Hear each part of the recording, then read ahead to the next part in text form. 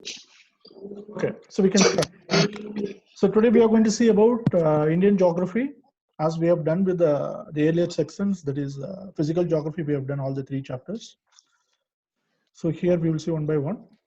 So under Indian geography, if you see that the number of chapters are listed here. One is the first chapter is a physical setting, that's what we are going to see today, followed by natural resources, climate, agriculture, industry, transport, settlement, and contemporary issues. If you see close connection in geography, what is the beauty is all these chapters are interlinked. All these chapters are very much interlinked. I think some people can mute. Yes. So all the chapters are interlinked. So when you're going to study the Indian geography, if you study as per the chapter wise, as per the order listed here, it's for you to, it's very easy to understand, and you can able to easily answer the question because it is all interlinked. It is a kind of mind map. If you understand physical setting, you can very well, you can understand the natural resources. This is how it works. So that is what we are going to see. So our very first chapter, it is about physical setting. Here you need to have a look. What is the basic structure of India and where it is located? What is the overall latitude and longitude? If you see, there is an India map. Here on the top corner, you can see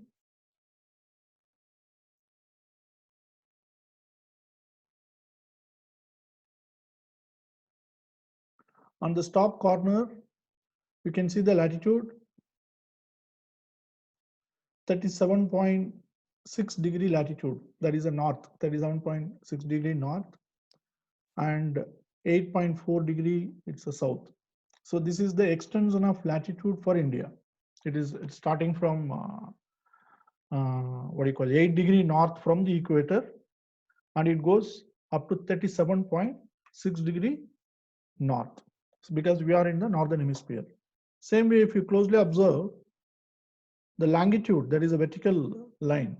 Again, it is an imaginary line. It starts in Gujarat 68.7 degree and it goes 97.25 degree. Almost if you see that this north south as well as east west, it is almost, it goes for around 30 degree. These two. North south also it goes around 8 to 37, almost 30 degree, and west to east also 68 to 97, almost 30 degree. So it is one of the 7th largest country in the world. India is one among the top 10 biggest countries in the world. So we have a land usage is very huge. Largest area is there according to our population also, and this entire land use can be primarily divided into agricultural land. Another one is a forest land meant for pasture and grazing, and the third one is a wasteland. These are the four major classification by Government of India: agriculture, forest, land meant for pasture and grazing, and the third one is wasteland. The wasteland includes all other structures: arid desert areas, land used for non-agriculture purpose, including housing, where the cities are located, rural areas are located, roads and industries. All those things will come under the wasteland as per the classifications. So according to the recent data, if you see, that's 54% of total land area is cultivable area, but it is drastically has come down based on industrialization activities as well as urbanization activities, or other construction of mega industries. All those things are reduced, the land usage for cultivable area has come down. And the second one is, if you see that the forest area is 22.5%, again, it is not much increased since independence. Because of a lot of other activities, we are giving huge amount of importance to expanding agriculture, green revolution, developmental works, and infrastructure facilities, because we need to build a construction of dam, mega projects, airports, mining activities, iron and steel factories. So a lot of things have happened since independence. So because of this, we are not in a position to focus more on forest area. But ideally, for a better climate for any country, the ideal percentage of forest area should be around minimum 33%. This you all know. 1/3 of the area should be a forest. But we have hardly 22%. That also, if you go further classifying the forest area, that we are going to see it in a further chapter, there will be a dense forest, moderate forest, shrubs and other things. So there the percentage will further come down. So we don't have a complete 22% forest means don't think that it is a complete dense forest. Again, there is a further classifications as in the form of dense, moderate and shrubs. So that we will see it in the coming chapters. So overall the land usage is, it is very limited, and India is mainly it's an agricultural country because majority of area it comes under the agriculture because a huge amount of river and water supply is available. All those things we'll see it in coming chapters. So this is overall it's a kind of India physical map. Okay. So now when it comes to the latitude and longitude, in the first slides I have shown the latitude extension and longitude extension is for around 30 degree each. So based on this latitude and longitude, we have a certain basic usage. Latitudes are normally it's help you to identify the climatic conditions which is existing in India between starting from south to north, that is from Kanyakumari to Jammu and Kashmir. Whereas longitude extension will help you to identify how the time difference is happening across globe with respect to India. That is what it is happening here. So here, if you see that, you can see the overall the meridian. So we have a something called parallel, that is nothing but a latitude. Whatever we have seen, it is a parallel, it is nothing but a latitude. The meridians are, it is nothing but a longitudes. Okay, the vertical lines, it is a meridian, and the parallel lines are latitudes. Here you can see the point located at 40 degree north and 30 degree south. When you are using both latitude and longitude, we can pinpoint some locations.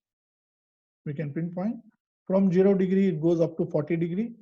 This is 40 degree latitude, and the longitude is, it's a 30 degree longitude. So 40 degree north and 30 degree west. This is the location. So like this, each and every location can be pinpointed across the globe by using these two data, that is longitude and latitude. So how we are using it for in Indian territory to calculate the timing, that we will see. So this is again the same image in a different aspects for your better understanding. So from 0 degree, if somebody is moving towards the east, this is considered as the east longitude. It goes up to 180 degree here. Here we have up to 180 degree east. And the same way, if somebody is moving towards the west, it is considered as a 180 degree west. So this is how it works. So based on these location, approximately India comes here.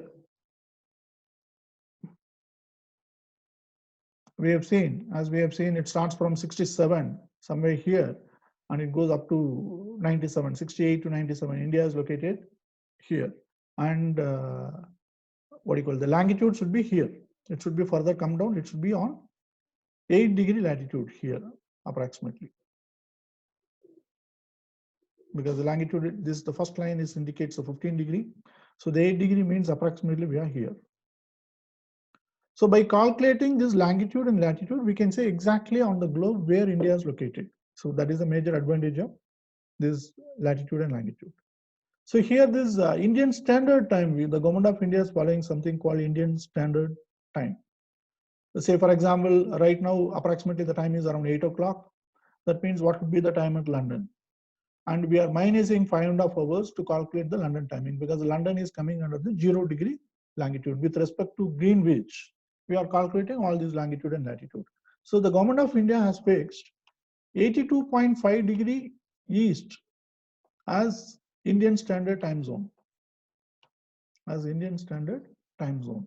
This 82.5 degree, based on the calculation, every 15 degrees considered as 1 hour.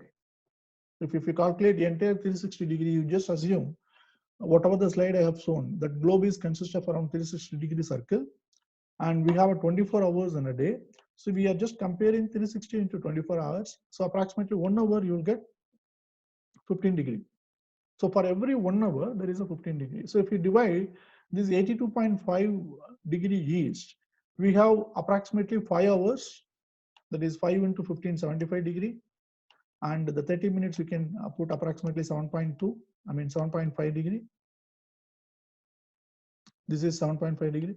So overall, 82.5 degree it can convert into 5 hours 30 minutes. So that is why Indian time zones GST is normally is considered as a what do you call Greenwich time meridian plus 5.5 hours. So the London timing, if you want to calculate right now, the time in India in Bangalore it is around 8 o'clock. The same time is applicable for entire India map. So from India, since you are moving towards the west, you have to minus the timing because the London is located on western side.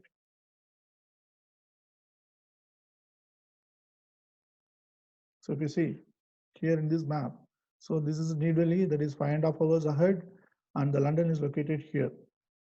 So since you are calculating the timing from India to west, so the 5.5 hours you have to minus this 5.5 hours. How we have come to the conclusion?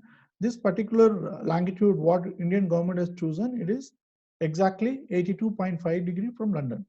So this 82.5 degrees converted into 5.5 hours. So this is how across the globe the time can be easily calculated. So if you know these calculations, that means from the given location, what is your longitude and which point of location with reference to you want to identify the timing. So that degree you need to convert into hours. Every 15 degree is equal to 1 hour. So here only one thing is we need to remember, London is kept as a 0 degree longitude. This is 0, you can see here. So from here every 15 degree 1 hour is considered. So it moves towards the right as well as the left. So when you are moving towards, with your reference point, if you are moving towards the west, you have to minus the hours. Suppose now it is 8 a.m. means minus 5.5 hours. Approximately now it is to be around 2:30 a.m. at London here. So your communication, suppose if you want to communicate with the London people, you can avoid right now because it's too early. They are almost in the midnight sleep. So let us not disturb. So you can calculate across the globe what would be the approximate time where the people are settled by just by using this map and using these calculations. That's very simple. So based on this, there will be a questions in your exam. Normally, suppose if you are making a phone call from Bangalore to say, for example, Chicago. So your friend is in Chicago, you are making a phone call from today by 10 p.m. today at Bangalore. So what time your friend will pick up the phone? So they'll give the longitude region, longitude value for Chicago, and you have to assume the Indian longitude is nothing but 82.5 degree east, and you need to calculate according to that. So based on this calculation, you can come to the conclusions. Okay, so this when we see the questions, you can able to easily understand. This much of knowledge is highly enough for right now. Okay, so we'll move on to the next chapter. So next, the very first chapter is physical settings in India. So there are the very first chapter is physiographic divisions, major physiographic divisions in India. So the India can be divided into 5 major physiographic divisions. One is Northern Mountain, Peninsular Plateau. Third is the Northern Plain. Fourth is the Coastal Plain and island groups. So the India is, since it is a mega country, so we have 5 major physiographic division. One is Northern Mountain. It consists of the entire Himalayan regions. Northern Mountain, it consists of entire Himalaya. Entire Himalaya further divided into different structures that we'll see. Trans-Himalayan Mountain, Himalayan Mountain, West, Central and East, something like that. So the Peninsular Plateau, they are the oldest part of the country. Peninsular Plateau. So where the Deccan Plateau is also part of it, where the Bangalore is located, Karnataka is located. It is a part of Deccan Plateau. Deccan Plateau is a part and parcel of Peninsular Plateau. That we will see it in detail. Next is the Northern Plain. Immediately after the Himalayan mountains, we have multiple rivers are entering into India, which is origin from the Himalayan mountain, like Indus, Brahmaputra, Ganga, and the Western Plain from Rajasthan, Gujarat. All these places are organizing the large-scale plain surfaces, which is highly suitable for the agricultural activities because it acts like a huge amount of fertile delta because the rivers are running from the Himalaya. It is a perennial river that brings a huge amount of sediment and make them to deposit in the North Indian regions. So that comes under the northern plain, which is lifeline of entire India, you can say, the Gangetic plain and other stuff. That we'll see in details.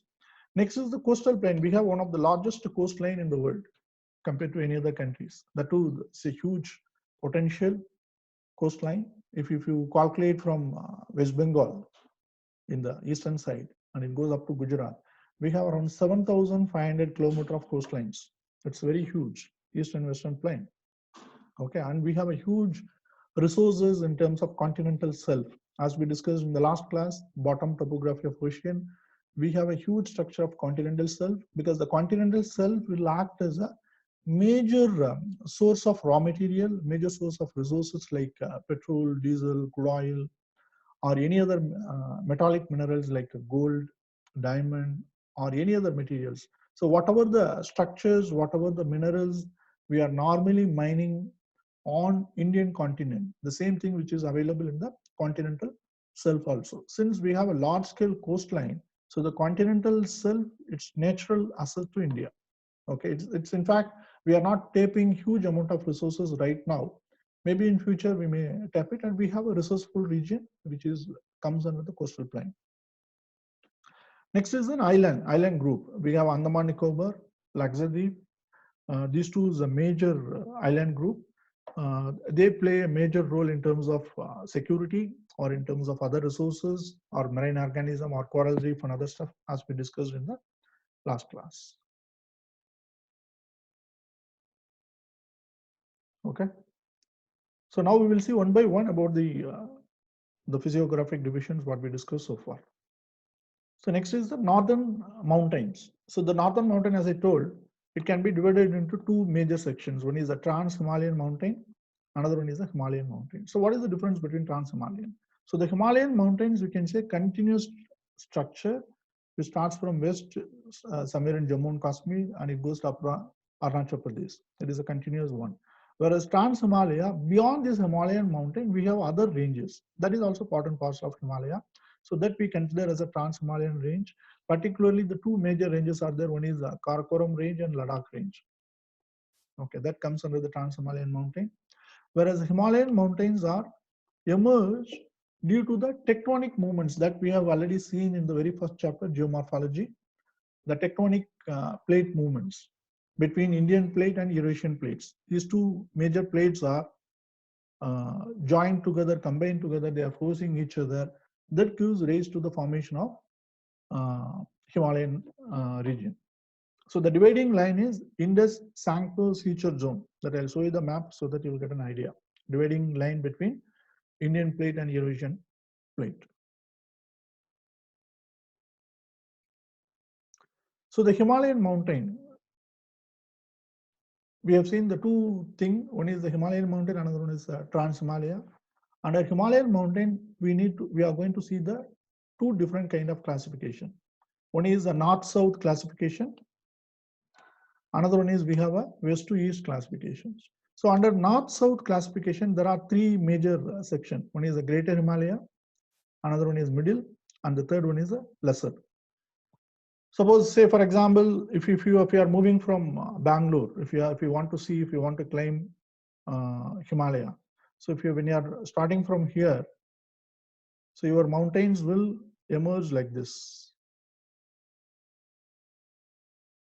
So the first one is, you can say, Lesser Himalaya, and this is the Middle Himalaya, this is Greater Himalaya. This is the sections we are seeing it now. North to south classification of entire mountain range, that is Himalayan range. So the Greater Himalaya, that is in the northernmost part, average height is around 6,000 meters and above. So only in a Greater Himalaya you can see the major highest peak, that is like Mount Everest, Kanchenjunga or K2, all those things will come under the Greater Himalaya. So all those things. So Kashmir Valley and Kathmandu Valley, that is in Nepal as well as in India. So the highest peak, the top 10 highest peak in the world. If you check the list of highest peak, almost the top 10 peaks are located here in a Himalayan range, nowhere else. So the rest of the world, we have the ranges, it goes around maximum, it goes around 6,000 to 7,000 meters only. Whereas here we have it goes 9,848, that is Mount Everest, 9,850 9,848 meters. So from 9,848 meters, almost up to around 8,000 meters or slightly less than 8,000, the top 10 highest peak in the world, they are all located in Himalayan range.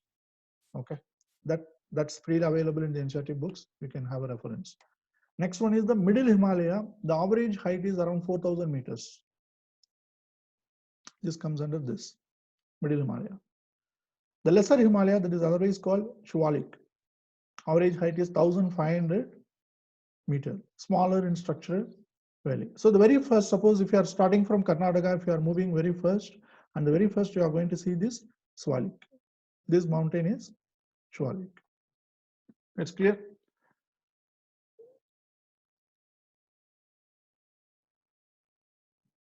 So the middle Himalaya is otherwise called Himachal Himalaya also.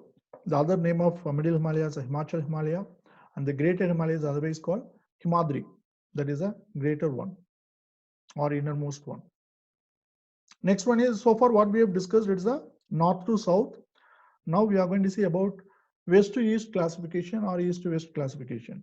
So if you calculate from the west, you just imagine India map starting from the west to east. So we have Kashmir Himalaya, that is one. This is the thing. So this, the blue color line you can see, which is already in the map.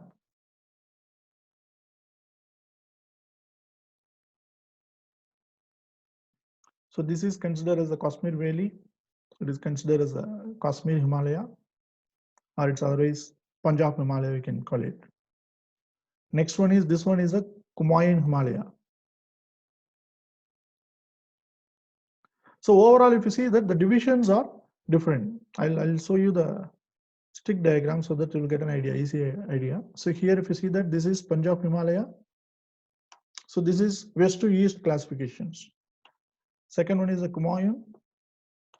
Third is Nepal, is otherwise called Central. And the fourth is Assam.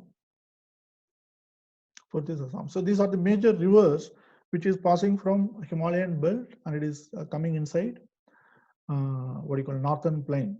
So these are all forming the major structure of the North Indian plain based on the major rivers which is coming out from Himalaya. So the same image, Punjab, Kumaon, and Nepal and Assam, these four Himalayan divisions, that is what we are seeing it in further detail here. This blue color indicates one Himalaya. This pink color indicates another one. This brown color indicates another one. That is nothing but a Nepal Himalaya or Central Himalaya, you can say. So the name is given here. This is Central Himalaya. And these structures, it comes under the Assam region. This entire structures, you can see it in Assam region.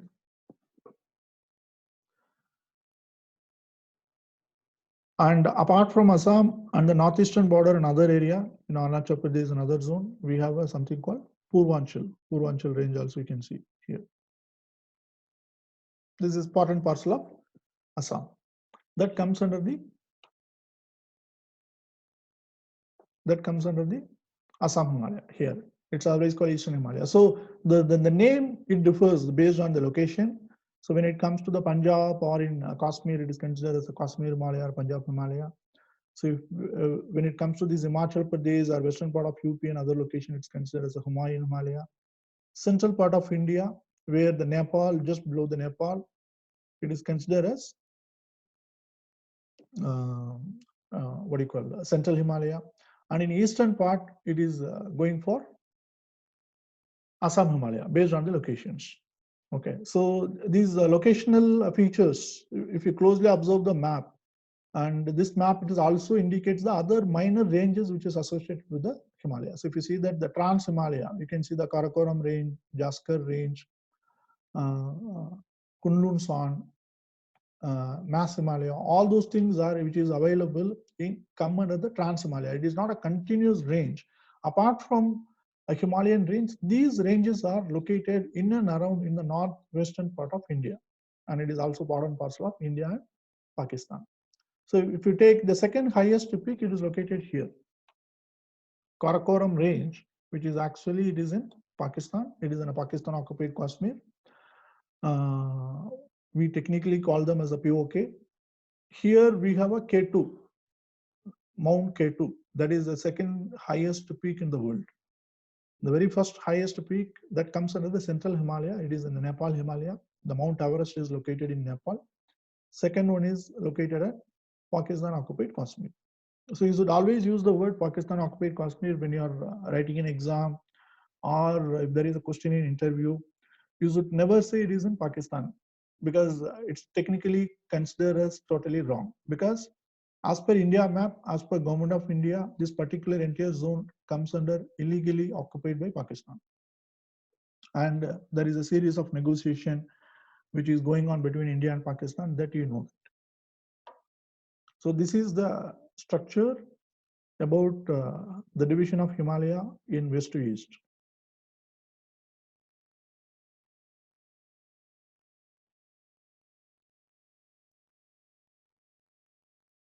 Okay, so this is what the very first one. It is further in detail. So the Kashmir Himalaya we have seen in a map. So now what are the things are there? It is located between Indus and Sutlej River. So if you see that the whole division, it is done based on the river arrangement, west to east, what are the rivers are moving. So the Kashmir Himalaya or Punjab Himalaya, what we have seen in the map, which is lies between Indus and Sutlej River. It comprises a series of ranges. So the Karakoram range, Ladakh range, Jaskar and Pir Panjal that you have seen in the map. Famous lake like Dal Lake, glacier like Baltora and Siachen Glacier, it's all comes under this. Siachen Glacier, it is a highly sensitive zone. Right now it is completely guarded by Government of India. It is a strategic locations. So normally the strategic experts claim it. Whoever controlling Siachen Glacier can control Jammu and Kashmir. So Siachen is very much with India. So naturally Jammu and Kashmir also with us. Important passes. So the passes means it's a kind of natural way where the Himalayan mountain itself would tend to give a break. Through that break, easily you can go for a transportation or communication, or building a road or canal can be done. So we have important passes in this mountain range. One is Zizila, Banhial, Potula, Kartungla. So these are the major passes. It's coming from here.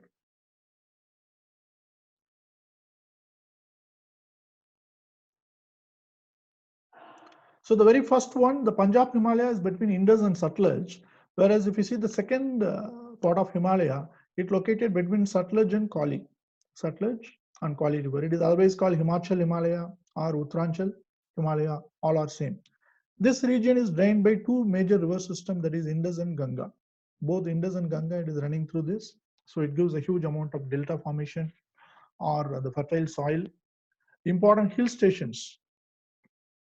Your IAS training center, Mussoorie, Kasauli, Almora, Shimla, Raniket, all these major hill stations are located here. So if you see that all these hill stations are located approximately around 2,500 meters height, not more than that. Okay, because the human settlement with a complete comfort zone can be there only around 2,500 meters, because in this particular zone, snowfall will be in the form of seasonal. So beyond 2,500 meters, you may not able to see much hill stations across entire Himalayan belt. So these are the major hill station comes under that. The valley is mostly inhabited by Bhotia tribes. There is a special type of tribes. There you can see them in and around Himachal Pradesh, as well as the western part of Uttaranchal. It's a kind of nomadic tribes. They used to travel from this region and it even up to the Jammu and Kashmir. And the third is Nepal Himalaya. It's always called Sikkim Himalaya. It lies between the Kali River and Teesta River.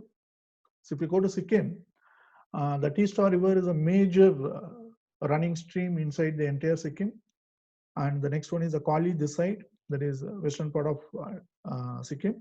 So the Nepal Himalaya or Sikkim Himalaya, it's completely located between Kali and Teesta River. It is a mixed population of Nepalis and Bengalis you can find. Physical condition is good. Soil is rich with organic content because the two major rivers are running and they bring a huge amount of sediments and deposits up. It is also part and parcel of North Indian plain. Slopes favorable for tea plantations. So in and around Sikkim, and if you further move into the eastern side, Darjeeling and other zones, West Bengal, Darjeeling and other, there you have the best quality tea plantations are available. Again, as I told, the tea as a crop can grow up to the height of 2,500 meters.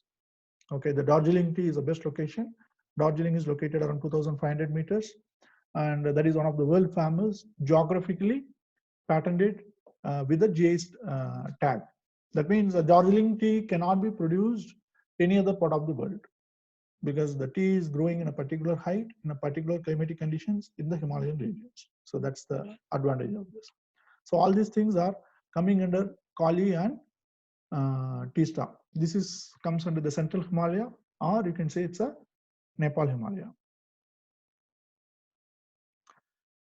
Next is Arunachal Himalaya or Assam Himalaya. That is the fourth one. This lies between the Teesta and Brahmaputra, another two major rivers. So if you see that the entire Himalayan belt is divided based on the river system, starting from Indus and Sutlej to Kali, Kali to Teesta, and Teesta to Brahmaputra. So these rivers you need to remember how they are coming up, that you need to have a look. So important peaks are Kongtu and Namcha Barwa. Fast flowing Brahmaputra causes gorges, because you know that Brahmaputra is one of the mighty river in the world, and it is mainly running through the mountain stream. So when the major river is running through the mountain stream, the mountains tend to go for erosion, and because of the sloping gradient as well as the speed, and it lead to the formation of gorges. So compared to Ganga, if you see that the majority of the length of the Ganga, it is running through the plain surface. So that is an advantage for India. Whereas when it comes to the Brahmaputra runs mainly through the mountain region, so it tends to form huge number of gorges compared to any other river. So because of that, the usability of Brahmaputra for agriculture purpose compared to Ganga is much more less, even though it is one of the largest river in the world.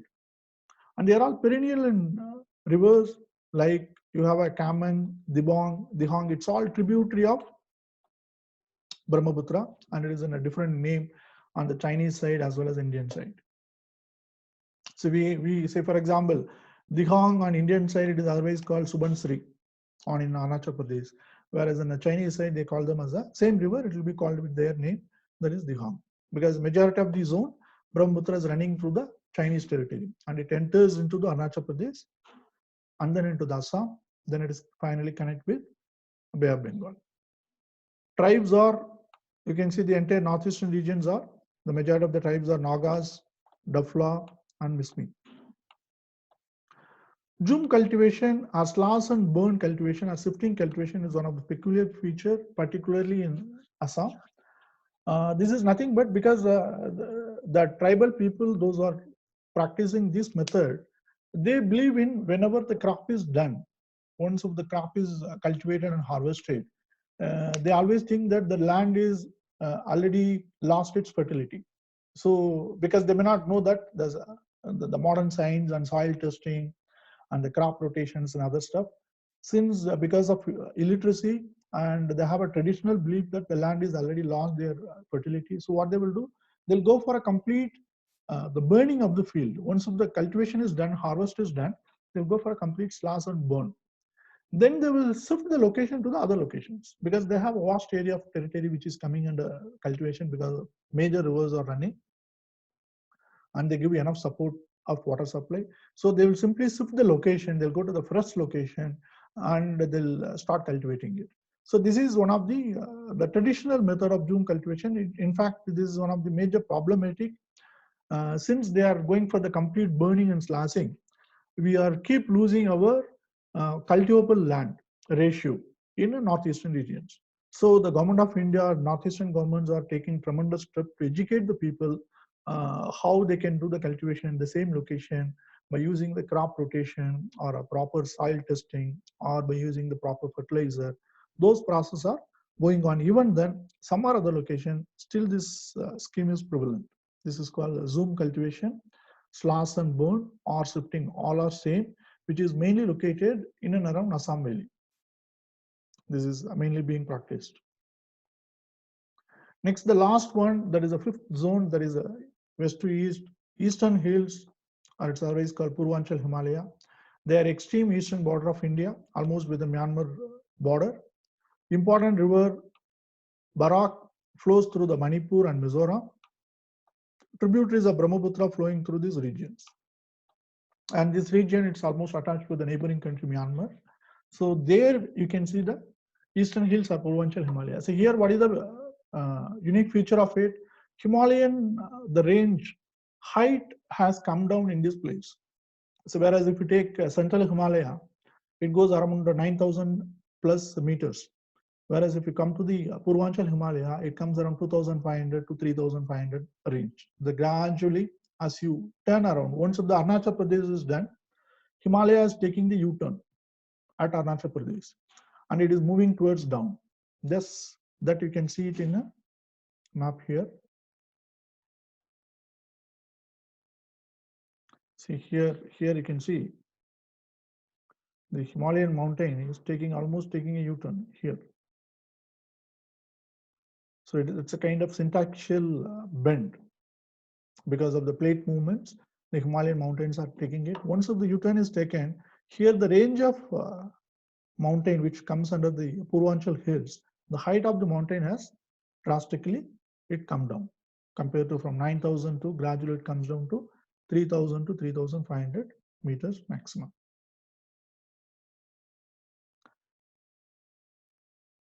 Okay, so here you can see.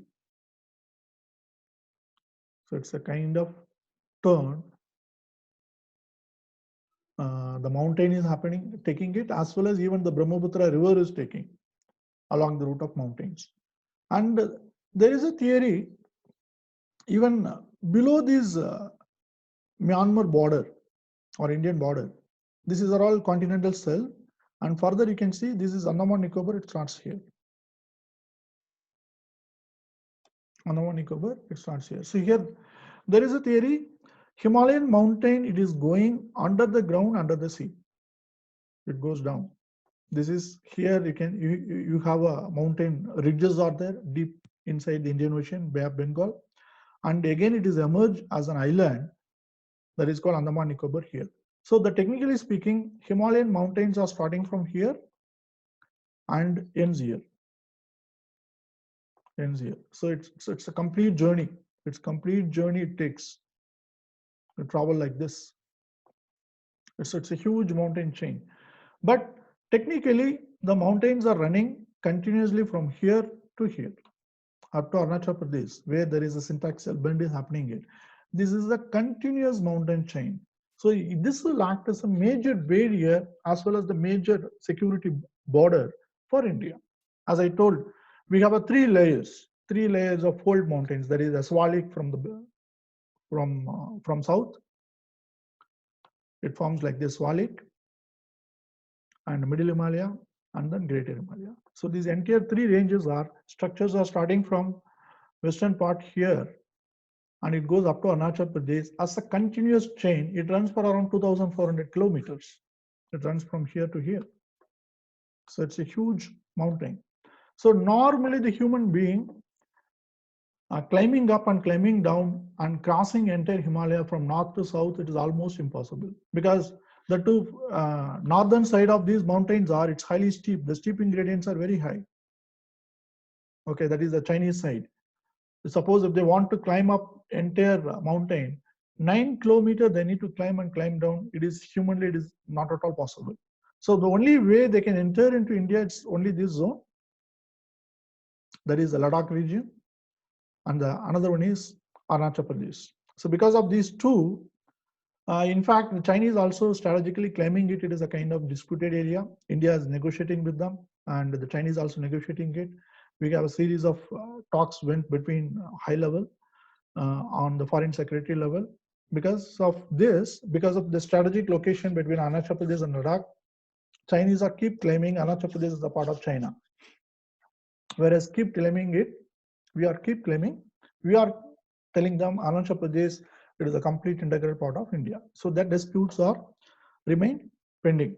But from 1962 war between India and China till today, if you see that 2020, not even a single bullet fired on disputed area between Arunachal Pradesh as well as in Ladakh. Of course, there might be a military tension happen. The soldiers have come. They went for eye-to-eye contact, and there was a what do you call the battle or war preparations went on. Again, negotiations are done, agreements are signed, and they come back to the normal position.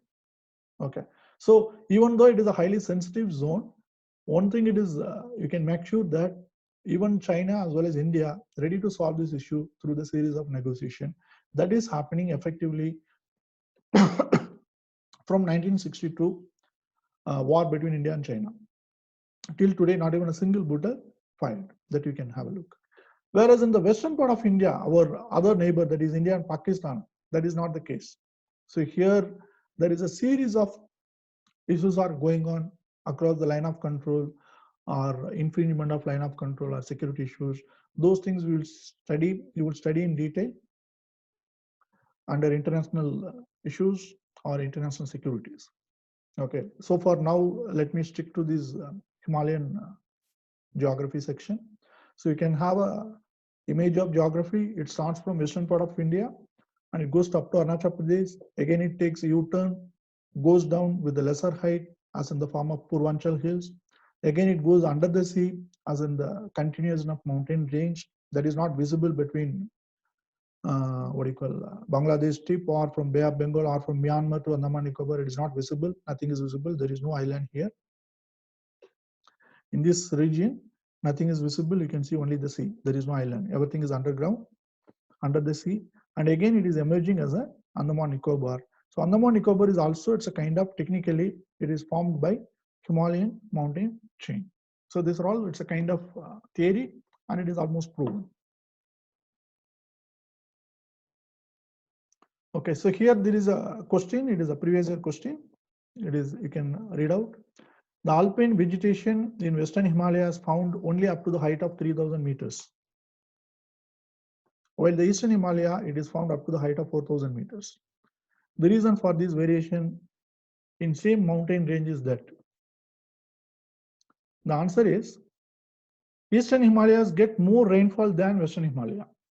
Why? What is the reason? Eastern Himalaya capable to get the rainfall both southwest monsoon as well as northeastern monsoon, that we are going to see about Indian climate, about the Indian monsoon. In that you will understand. Southwestern monsoon, it gives rainfall to the rest of India, including northeast.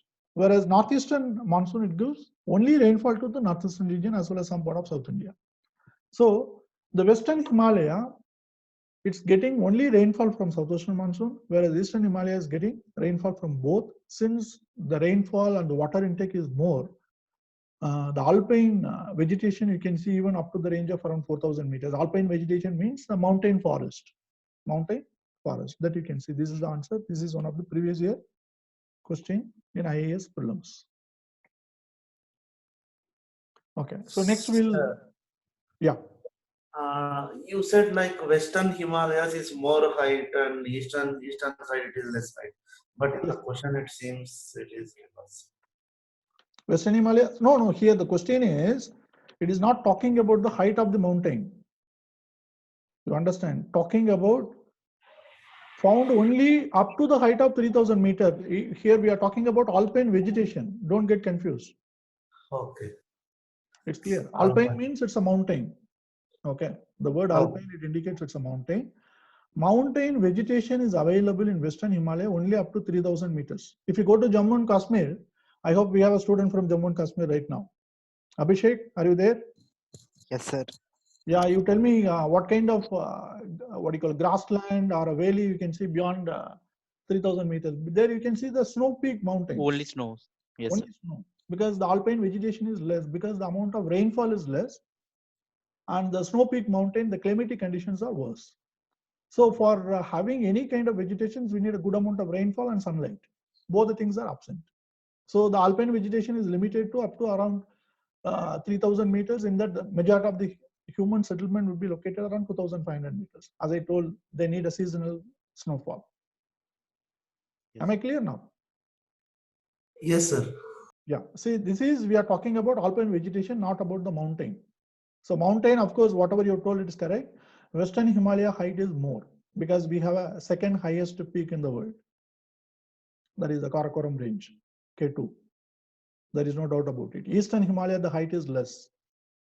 But here we are talking about the presence of alpine vegetation. Am I clear? Hope it's clear. Yes, sir. Okay.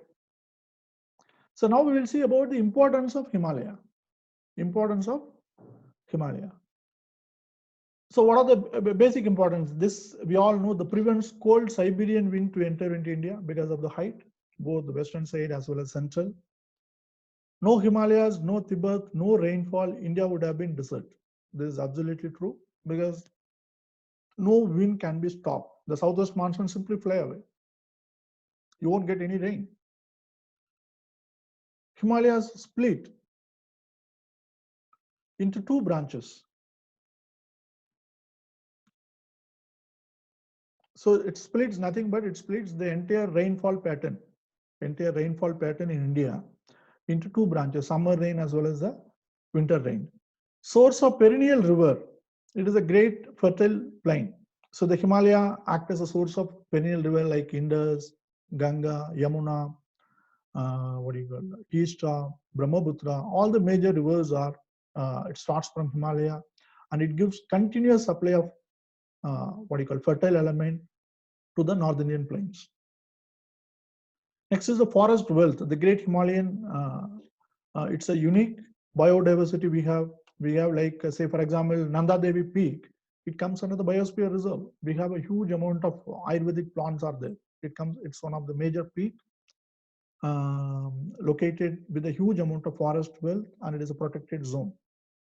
And we are getting the huge amount of minerals like a coal. It's a type of anthracite is a type of coal that we are getting it. Nickel, copper, lead, zinc, gold and silver, all those things we are getting mined from here. Most of them cannot be exploited due to the adverse geo conditions.